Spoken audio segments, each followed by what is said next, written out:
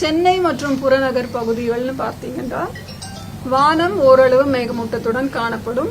நகரின் ஒரு சில பகுதிகளில் இடி மின்னலுடன் கூடிய லேசானது முதல் மிதமான மழை பெய்யும் வாய்ப்பு உள்ளது. அதிகபட்ச வெப்பநிலை 30 டிகிரி செல்சியஸை ஒட்டியும் குறைந்தபட்ச வெப்பநிலை 25 to 26 டிகிரி செல்சியஸை ஒட்டியும் இருக்கக்கூடும். நன்றி.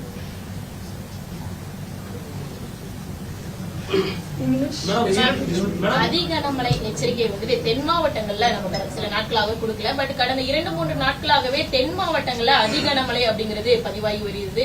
குறிப்பா ஆரஞ்சு அலர்ட் கூட நம்ம அந்த பகுதிகளுக்கு கொடுக்காம தான் இருந்தோம். ஒரு நாள் கொடுத்திருந்தோம், பட் மற்ற நாட்கள்ல கொடுக்காம இருக்கப்பட்டது. இதுக்கான காரணம் என்ன மேம்? தொடர்ந்து இந்த பிரச்சனை இருந்துட்டு தான் இருக்கு. அதாவது மிக கனமழை எச்சரிக்கை தருவோம். வனப்பகுதிகள், மலைப்பாங்கான பகுதி, அதாவது மேற்கு தொடர்ச்சி மலை பகுதிகளை ஒட்டிய இடங்களிலே உங்களுக்கு அந்த லோக்கலைஸ்டா ஆக்டிவிட்டி நடக்கும். ஸோ அப்போ வந்து ஃபாரஸ்ட் ஏரியா கூட அந்த மாதிரி இருக்கும் பொழுது மிக கனமழை கொடுக்கும் பொழுது அது அதி கனமழையா ஒரு சில இடங்களிலே நடக்கும் வாய்ப்பு இருக்கிறது. நமக்கு அந்தமான்ல வரக்கூடிய அந்த சுழற்சி புயலா மாறுமா, இல்ல நமக்கு இந்த குமரி கடல்ல இருக்கக்கூடிய அந்த சலனம் வந்து புயலா மாறுமா? ரெண்டுமே சைமல்டேனியஸா வந்துட்டு இருக்கு. சோ அதனால நீங்க ரெண்டுத்தோட அப்டேட்டையும் ஐஎம்டி கொடுத்துட்டு இருக்காங்க. ஆமா. சோ எது நமக்கு சென்னியாரா மாறும்? அதாவது ஐஎம்டில வந்து இப்ப குமரிக்கடல் பகுதிகளிலே இருக்கின்ற அந்த கீழடுக்கு சுழற்சி நாளே அது காற்றழுத்த தாழ்வு பகுதியாக மாறுவதற்கான வாய்ப்பு இருக்கிறது.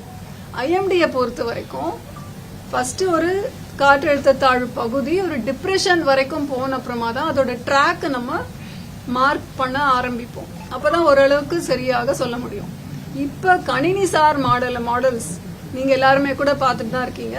ஸோ ஒரு மாடலும் ஒரு விதமான ஒரு ட்ராக்கை காமிக்குது. ஸோ அப்போ வந்து இந்த 3 சுழற்சிகளும் ஒன்றோடு ஒன்று தொடர்போடு அந்த மேலடுக்குகளிலே சில மாற்றங்கள் நிகழ்வதனால் இந்த மலேசியா மற்றும் தெற்கு அந்தமான் கடல் பகுதிகளிலே இருக்கின்ற சுழற்சி அது முன்னேறி நகர்ந்து இந்த சுழற்சியோட குமரிக்கடல் பகுதி சுழற்சியோட சேர்ந்து இணைந்து மற்றொரு சிஸ்டமா அது வந்து மூவ் ஆகுமா அப்படின்றத நம்ம பொறுத்திருந்து தான் பார்க்கணும். சுழற்சிகள் ஒன்றிணைந்து நகர்ந்து வருவதால் தமிழகத்தில் எந்த இடத்துல அதிக மழை பெய்யும்? அதாவது இப்ப வந்து அந்த மலாக்கா சவுத் அந்தமான் சி கிட்ட இருக்கிற சுழற்சி நம்ம தமிழக பகுதியிலிருந்து சிறிது தூரத்தில் இருக்கிறதுனால இம்மீடியட் இம்பாக்ட் தாக்கம்னு பார்த்தா குமரிக்கடல் பகுதிகளிலே இருக்கின்ற அந்த சுழற்சி தான் நமக்கு மழை தருவதற்கான வாய்ப்பு அதிகமாக இருக்கிறது இன்றைய காலகட்டத்தில். அதனால்தான் அடுத்து வரும் நாட்களுக்கு நம்ம மழை அலர்ட் கொடுத்திருக்கோம்.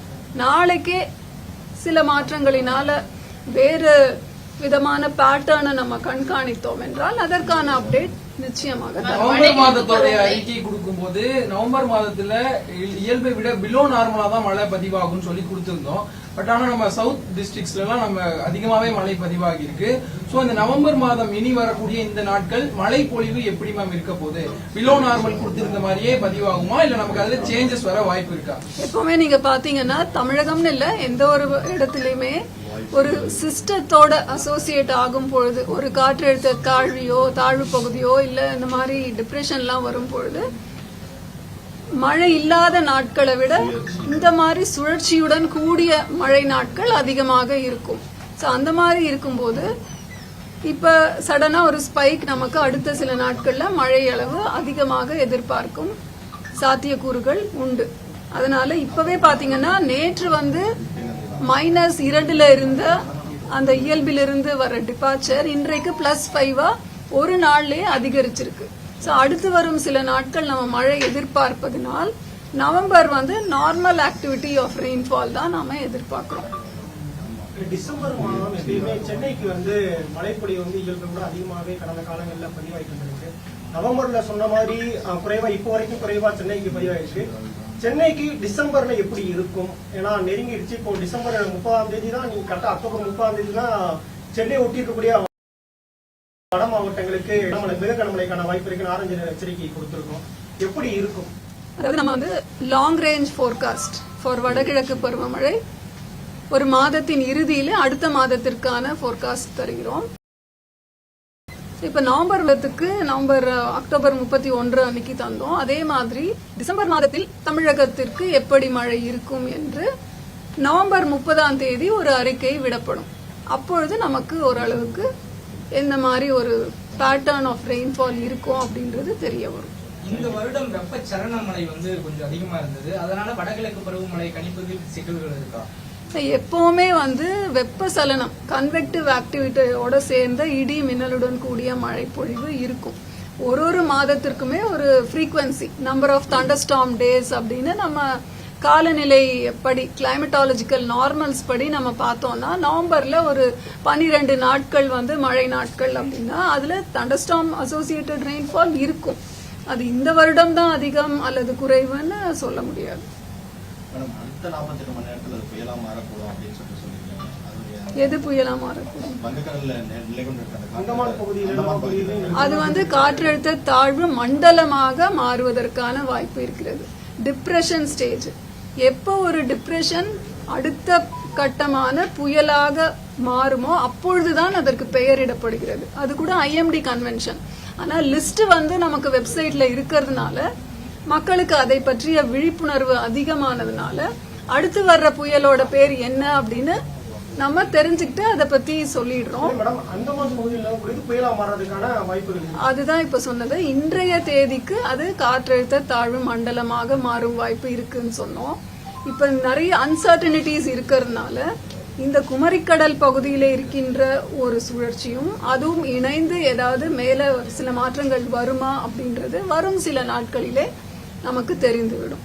ஏன்னா அதோட கூட அந்த சைட்ல ஒரு சுழற்சி இருக்கு.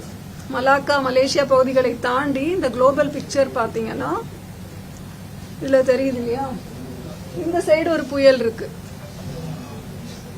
அந்த புயல் கரையை தொட்டுடுச்சுன்னா இந்த மலாக்கா சுழற்சி அதை இழுக்குவதற்கான வாய்ப்பும் இருக்கிறது. ஸோ அதனால நம்ம இந்த ஃபுல் குளோபல் பேட்டர்ன் பாத்தீங்கன்னா இது ஈக்குவட்டோரியல் ட்ரஃப் ஜோன் அப்படின்னு சொல்றோம். அதாவது கிழக்கு திசை காற்றும் மேற்கு திசை காற்றும் சந்திக்கும் இடத்துல தான் இத்தனை சுழற்சிகளும் நடந்து கொண்டிருக்கின்றன. அப்ப வளிமண்டலத்துல இது ஆல்மோஸ்ட் ஒரு 1000 கிலோமீட்டர் டிஸ்டன்ஸ்ல உங்களுக்கு இத்தனை மாற்றங்களும் நிகழும் பொழுது நம்ம மாடல்ஸ் ஒன்னொன்னும் ஒரு மாதிரி ஒரு இன்டர்பிரிட்டேஷன் தரும் பொழுது நமக்கு ஆக்சுவல் அப்சர்வேஷன்ஸ் என்னன்னு பாக்குறோம். அது நமக்கு இப்ப அப்பர் ஏர் அப்சர்வேஷன் அப்படின்னா 0 UTC 12 UTC தான் உலக அளவுல எடுக்கிறோம். அதை வைத்தும் நமக்கு அந்த சுழற்சிகளை குறித்த ஒரு தகவல் கிடைக்கும். கடலின் மேல் நமக்கு விண்ட்ஸ் எப்படி இருக்கு அப்படின்றது செயற்கைக்கோள் மூலமா நமக்கு கிடைக்குது. ஸோ இந்த எல்லா விதமான இன்ஃபர்மேஷனையும் வச்சுதான் ஒரு கன்க்ளூஷனுக்கு வரும். அதனால ஒரு 2-3 நாட்களில நமக்கு கிளியரா தெரிஞ்சிடும். இப்போ இந்த வடகிழக்கு பருவமழையில ஏற்கனவே ஃபர்ஸ்ட் உருவான சைக்ளோன் கூட மோன்தா ஆந்திரா சைடு போச்சு. சோ தமிழ்நாட்டுக்கு பாதிப்பை ஏற்படுத்தக்கூடிய ஒரு புயல் உருவாகுமா மேம்? நமக்கு மழை கிடைத்தால் நம்ம அனைவருக்குமே மகிழ்ச்சி. பாதிப்புகள் குறைவாக இருந்தால் நமக்கு மகிழ்ச்ி. ஸோ பார்க்கலாம் இது எப்படி அதோட நகர்வு இருக்கும் அப்படின்ற பொறுத்திருந்து பார்க்கலாம்.